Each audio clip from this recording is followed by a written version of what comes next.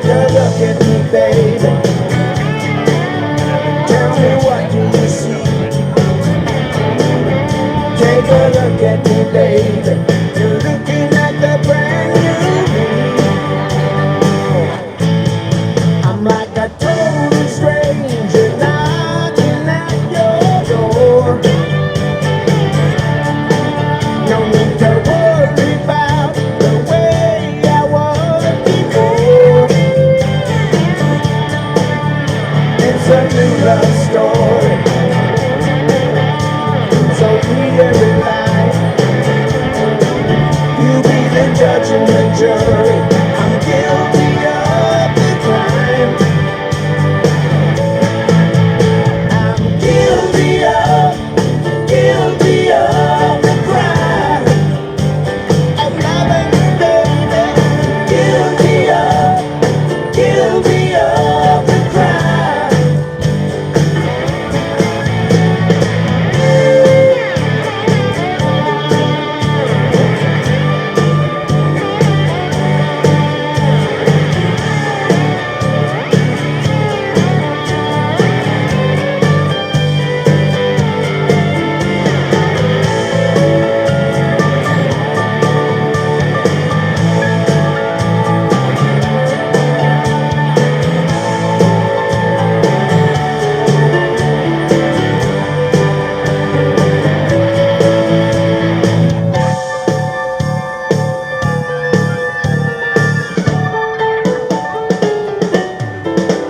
I'm saving all my loving just for you,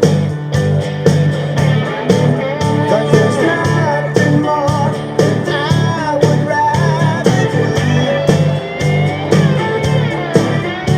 It's a new love story. Got to read every line. You be the judge and the jury. I'm guilty of the crime. I'm guilty of the crime of loving you, baby. Guilty of the crime.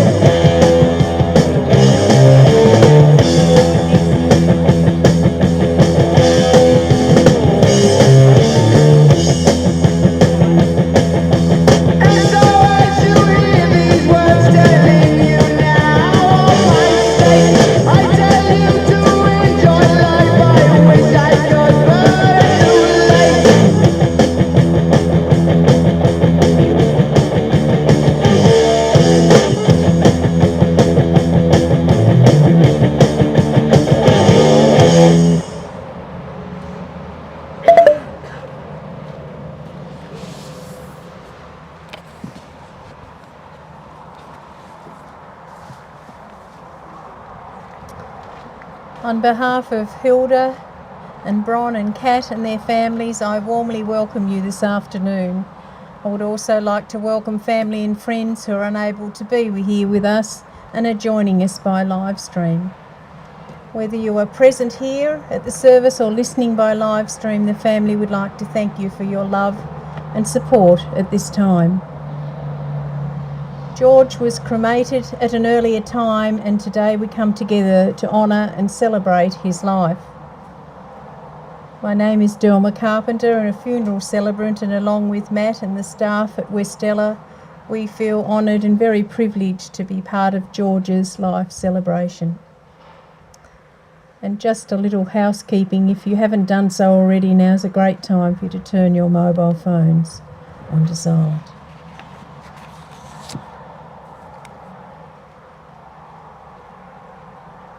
The lighting of a candle in memory of a loved one is a symbol of remembrance. It signifies that their memory lives on and is still burning brightly. And I'd like to invite George's grandsons, Finn and Ted, to come forward and light a candle in his honour.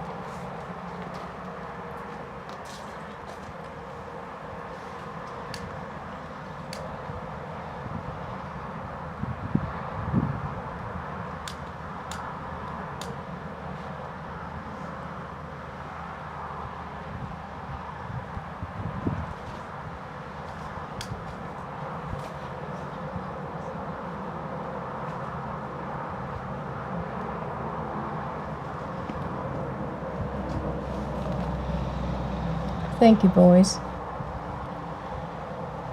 George sadly passed away just short of his 81st birthday on the 27th of March 2025.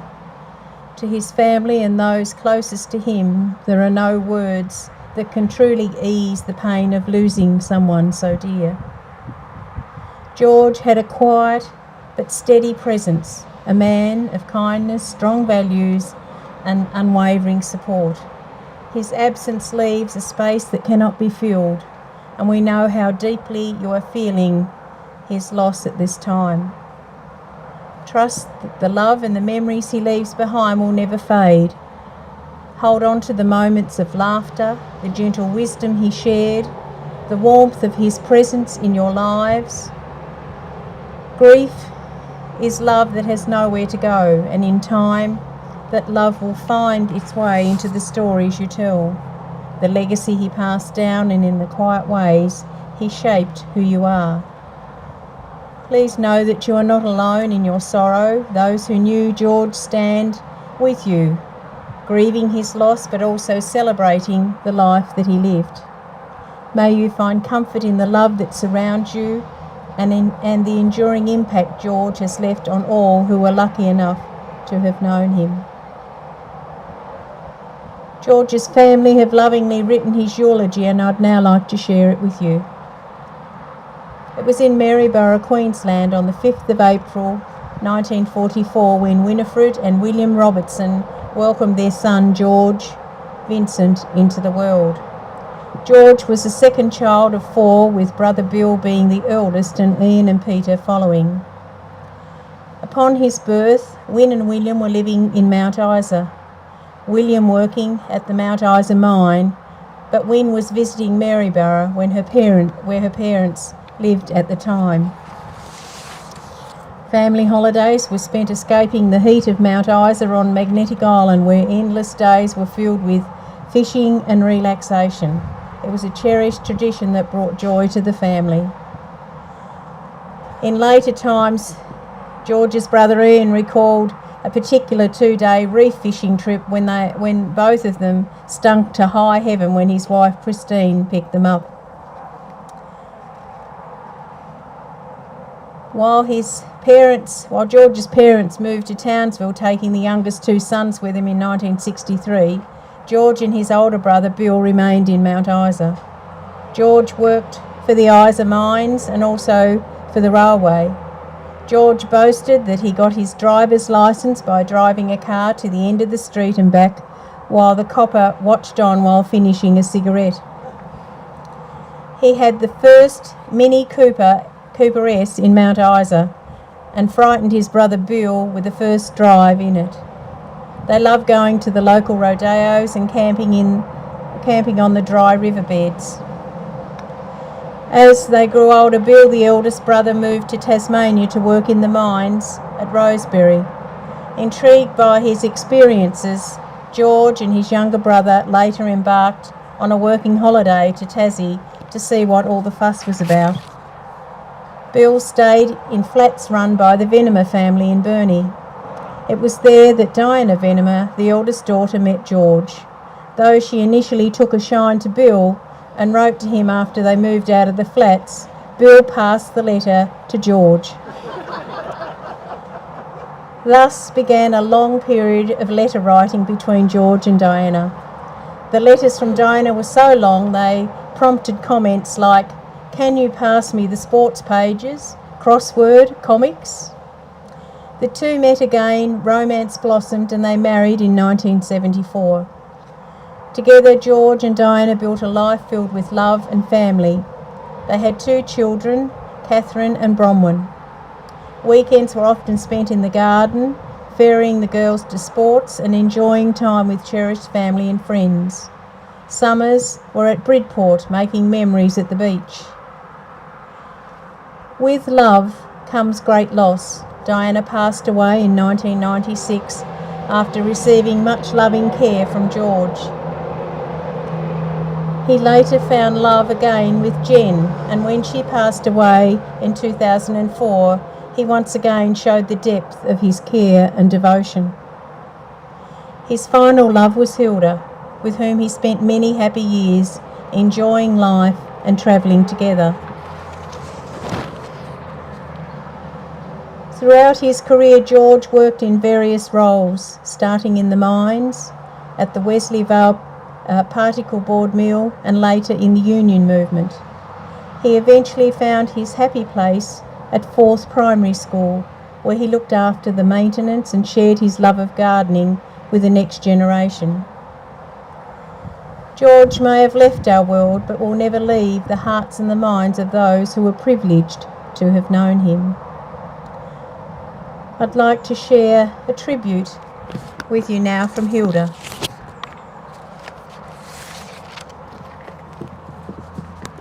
Do you have it? Yes, okay.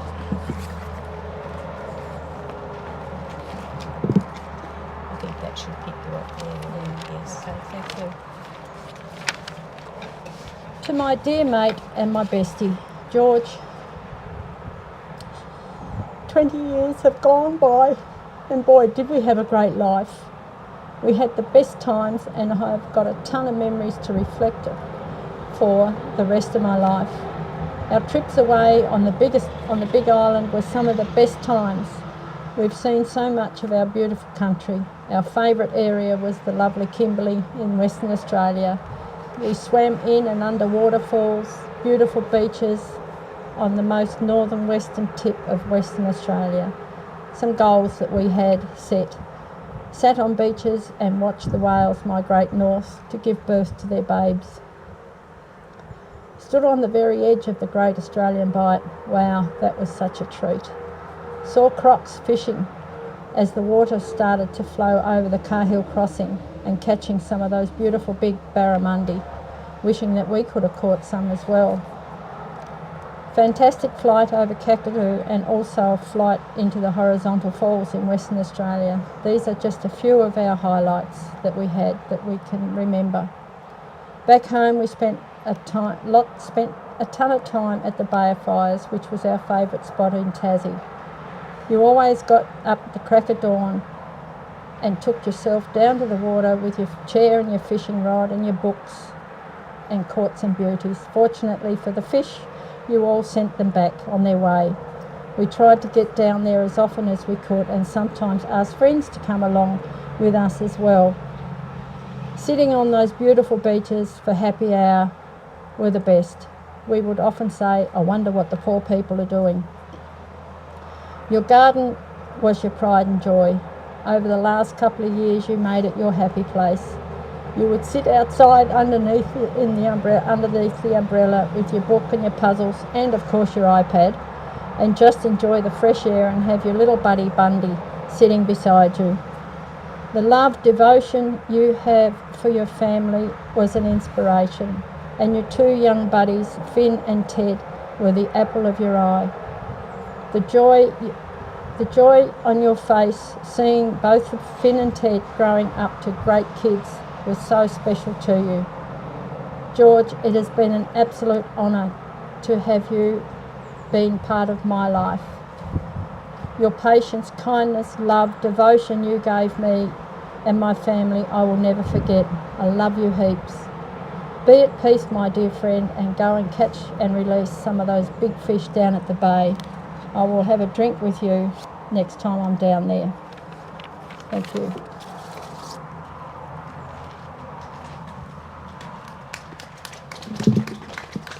Thank you, Hilda. I'd now like to invite Kat, George's daughter.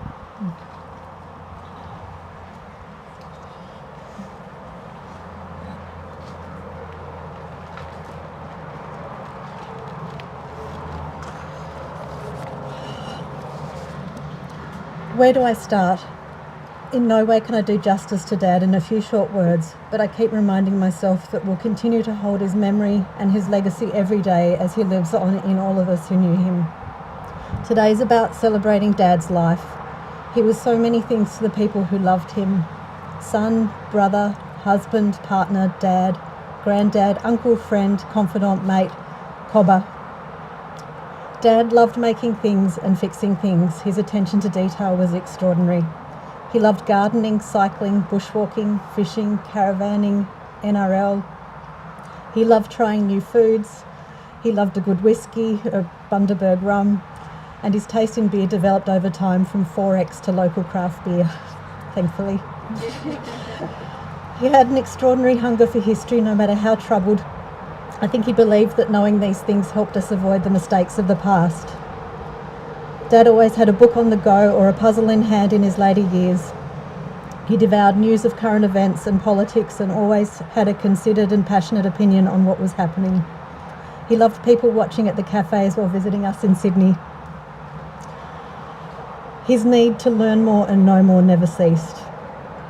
He had a special affinity with animals. They loved him so much. All the family animals were drawn to his gentleness. He loved his family and friends quietly and fiercely. He was a constant, gentle presence who quietly got on with things. Not so quiet when his beloved North Queensland Cowboys were playing a game, or a despised politician was talking rubbish, or if someone needed standing up for. I loved how much my husband Damien and Dad got along.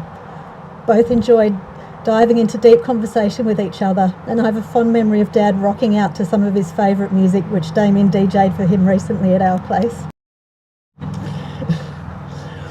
I'm grateful to Dad for countless things.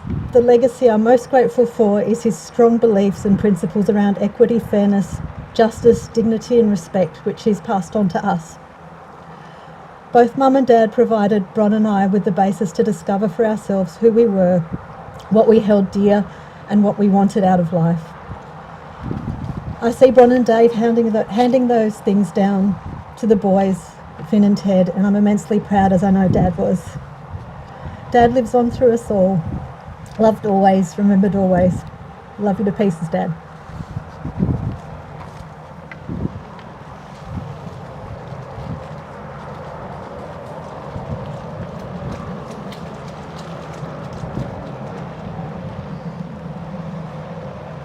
Thank you, Kat.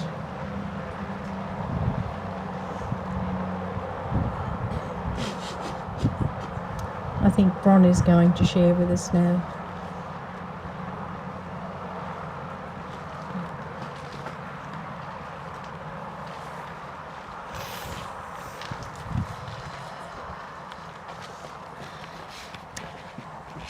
Some of my earliest memories of Dad are of him being appointed the shop steward at APPM, where he worked as a welder boilermaker. He was a natural. His quiet strength and ability to remain calm under pressure drove the pulp mill management to distraction. He always found public speaking stressful, but he was a born union organiser, and soon this became his full-time job. First for the Australian Metalworkers Union, but also stints with HACSU and the Australian Centre for Best Practice. A staunch Labor man, Kat and I pounded the pavement come election time, letterbox dropping ALP fat pamphlets all around Tasmania. The inevitable conversations with residents range from the good, the bad, and the downright ugly. But again, Dad's gentle nature, underlying his firm political beliefs, held him in good stead for navigating these times with his wide-eyed daughters by his side. These experiences instilled in us such a strong sense of social justice, the power of collective bargaining, and the necessity to fight for equity in the workplace, something my current employer now has to wrangle with on a daily basis. I will miss being able to tell him the latest industrial relation antics of the ambulance service and hearing his scathing and razor-sharp response. Summer holidays were invariably spent beachside at Bridport.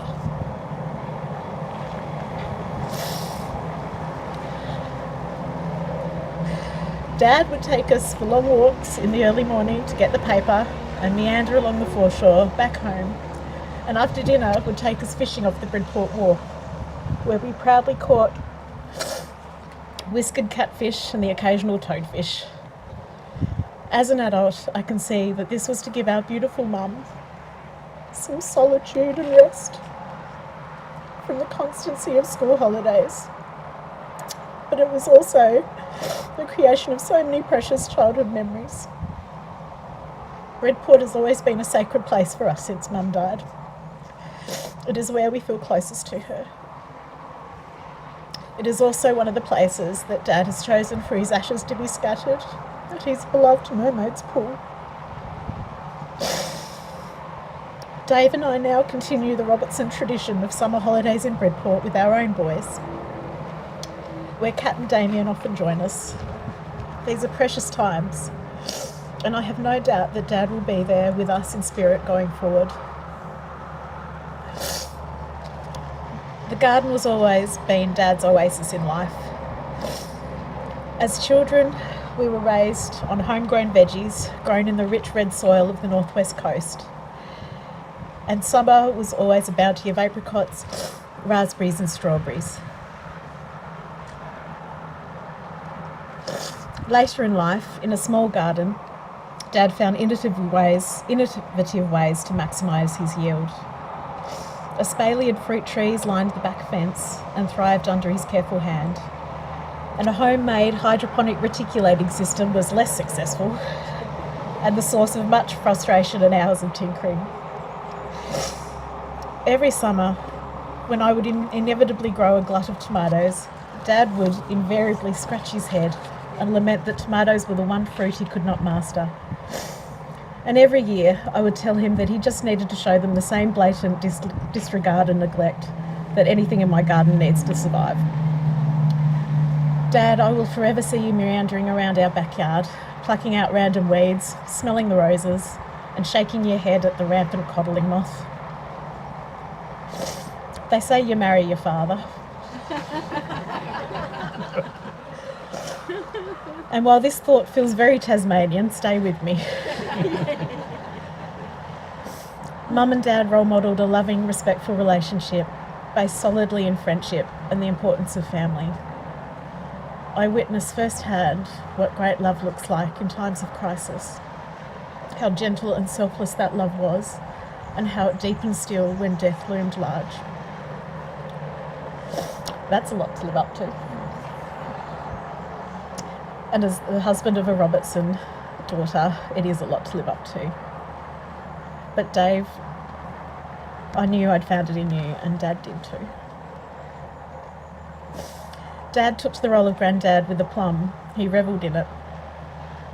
Again, his quiet and gentle strength was a comfort during hard times, and at the drop of a hat, he was there to rock a colicky babe, change a pooey nappy, or play whatever random imaginary game the boys came up with for hours on end. Dave and I are so incredibly grateful that he got to see our boys grow and change and develop into their own personalities and individuality. He loved them fiercely, and they him. Finn, Ted, I see so much of Granddad in you. In your quiet, deep-thinking manner, Finn, and in your cheeky, comedic timing, Ted. He was so very proud of you both. Dad, thank you for everything. for being our staunch number one supporter no matter what, even when we were completely wrong, for loving us unconditionally, for always being a safe place to land, and for showing that unwavering love to Dave, Finn and Ted. We love you so very much and always will. Love you to pieces.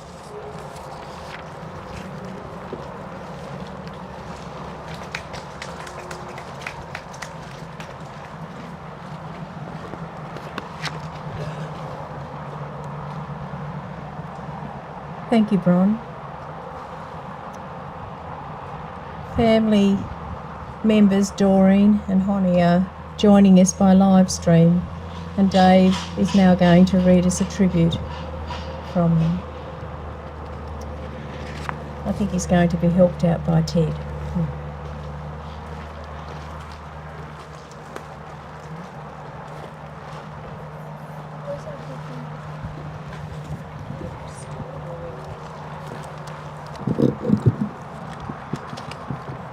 I think we both need it lowered.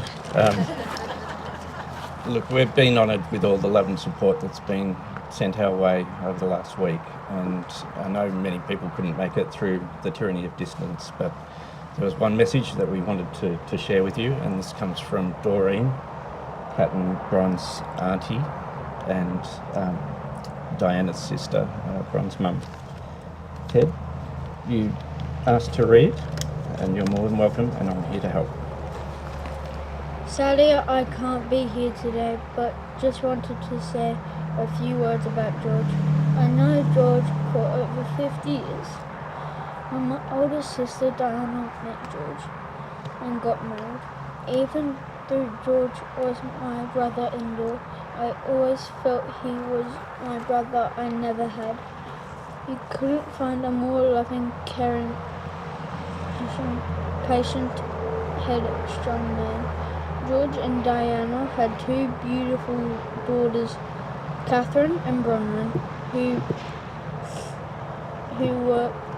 showed a real example of love for their family. I remember George after health entry night and also a union rap when we knew Dad bringing up anything about unions or the Labour Party. Dad learned very quickly not to bring the subject up. When Diana got cancer, George couldn't do enough in looking after Diana, which just showed the loving man that he was. The whole Robertson family are such a wonderful family. On behalf and myself, Doreen just wanted to say we're going to miss you, George. We love you dearly.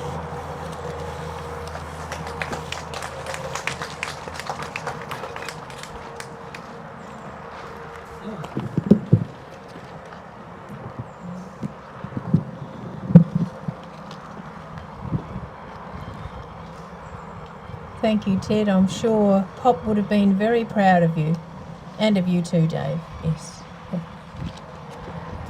I'd now like to invite friend Craig Ford, and he's going to share with us. Yes.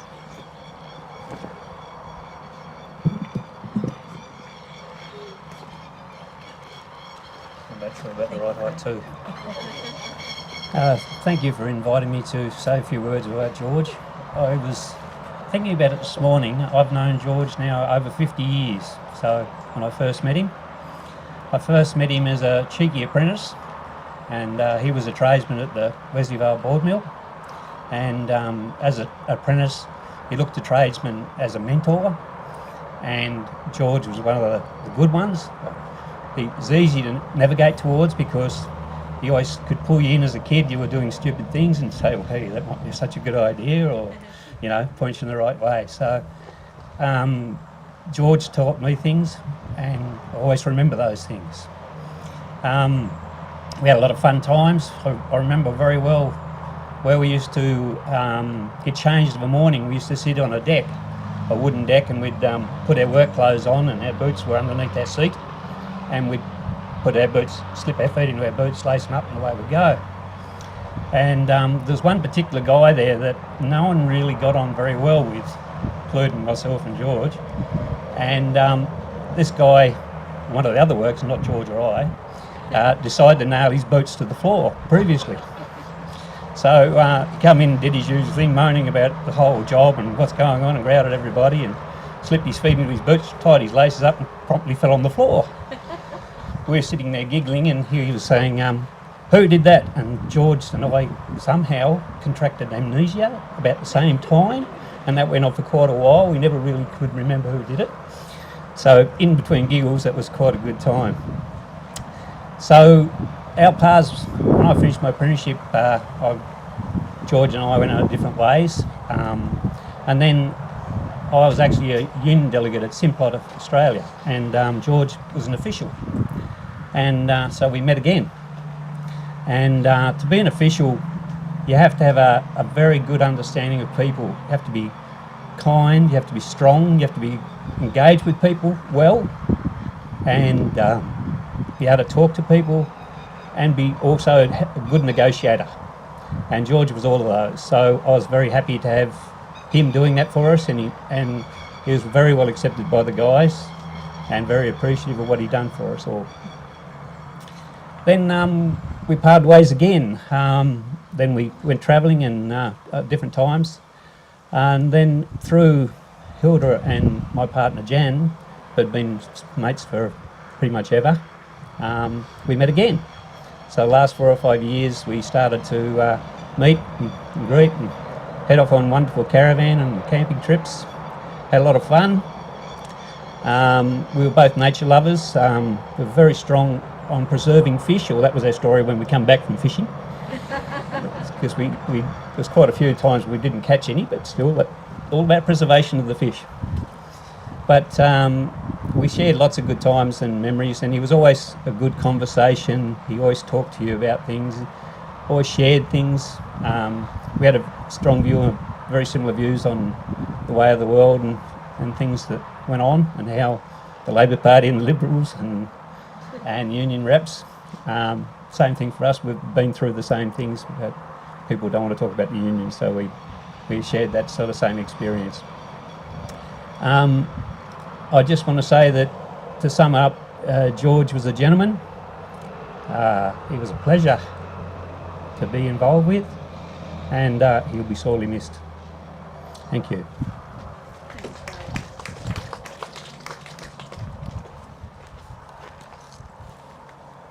Thank you, Craig.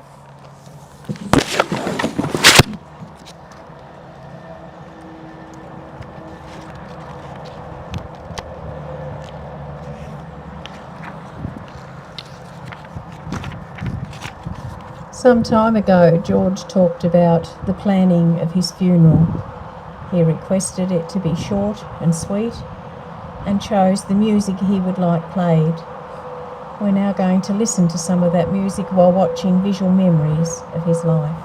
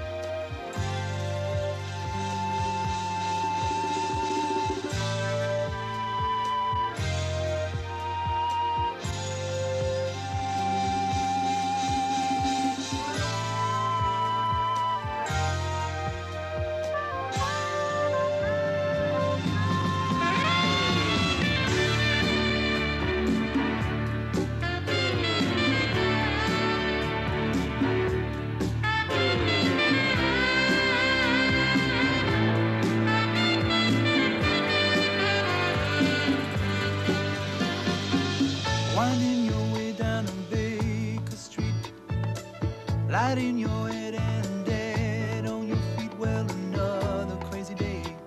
You'll drink the night away and forget about everything. This city dead.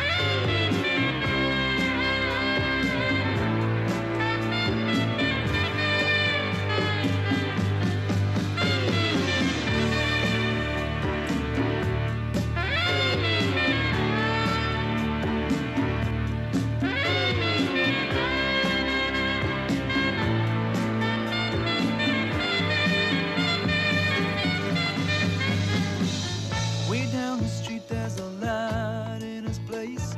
He opens the door, he's got that look on his face, and he asks you where you've been. You tell him who you've seen, and you talk about anything. He's got this dream about buying some land. He's gonna give up the booze and the one-night stands, and then he'll settle down in some quiet little town and forget about everything. But you know he'll always keep moving. You know he's never gonna stop moving, 'cause he's rolling, he's the rolling stone. When you wake up, it's a new morning. The sun is shining, it's a new morning. You're going home.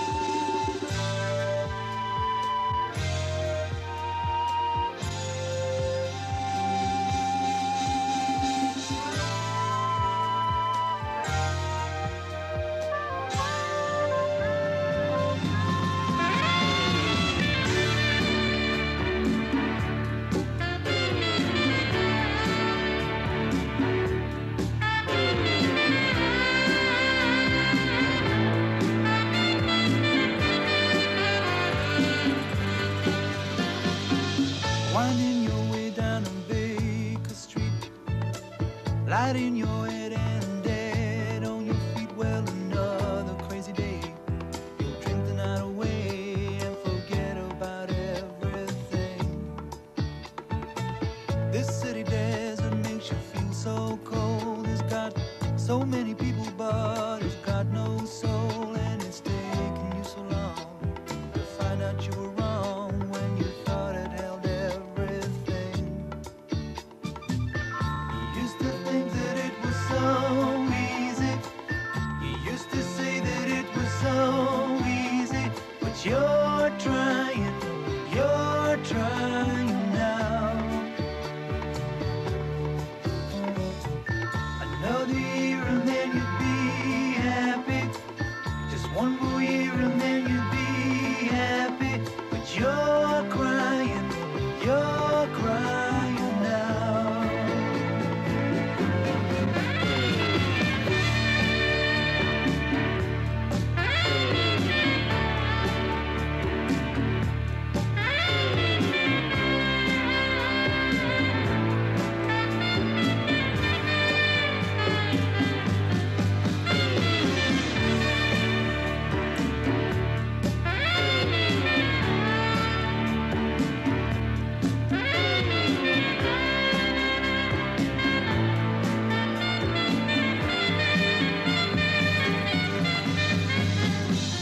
Way down the street there's a light in his place.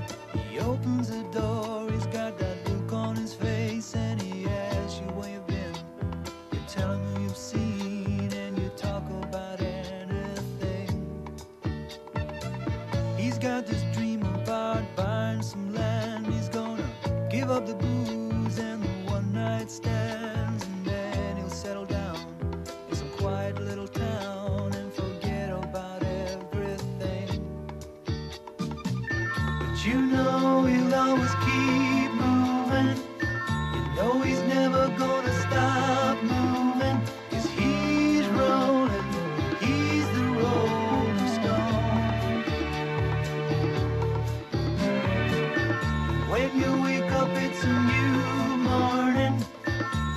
is shining, it's a new morning. You're going home.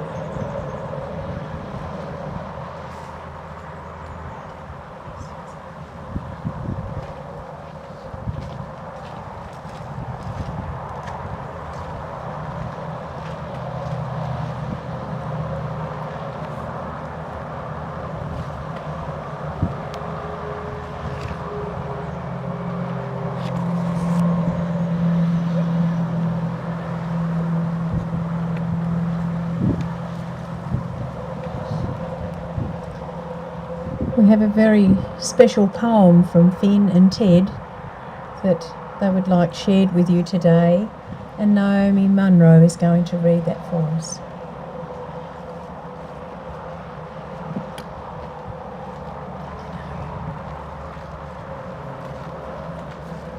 I love the music on the way in. It reminded me of dancing madly with George at Dave and Bron's wedding. Until we probably both collapsed, or I collapsed first, I think. I've dropped something here. I feel really honoured to be able to read this poem on behalf of Finn and Ted, thank you. And it's called Grandad. When God created granddads, he had some things in mind. He had to be warm and strong and funny, smart and kind. And brave and understanding too. All of these things combined. Of all the granddads on God's great earth, I feel so blessed that you are mine.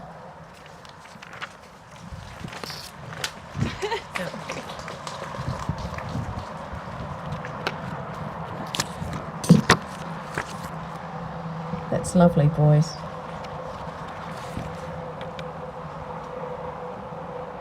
The family have asked me on their behalf to sincerely thank you for being here today, whether it be in person or by live stream. Thank you. They'd also like to express their gratitude to the following people: to those who have travelled long distances to be here, to the Full Life Pharmacy for their wonderful care. Nothing was ever too much trouble. George had a number of health issues, and the family would like to thank all those who have supported him during this time. Also to those who have sent flowers, messages and made phone calls, thank you. In memory of George, you might like to consider a donation to the Brightside Farm Sanctuary. A donation can be made here or through their website. I'm sure you all have many memories and stories of George, and with this in mind, the family would like to invite you to join them here at Westella for afternoon tea.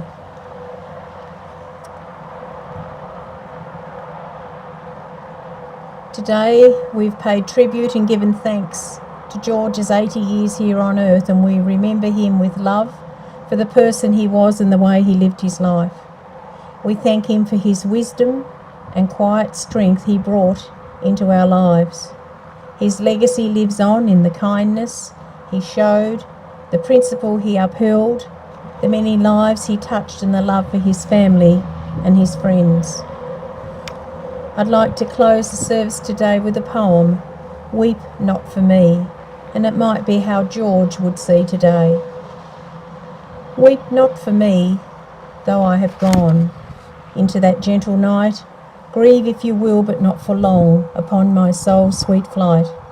I'm at peace, my soul's at rest, there are no need for tears, for with your love I was so blessed for all those many years. There is no pain, I suffer not, the fear is now all gone, but now put these things out of your mind, out of your thoughts, in your memory I live on. Remember not my fight for breath, remember not the strife. Please do not dwell upon my death, but celebrate my life.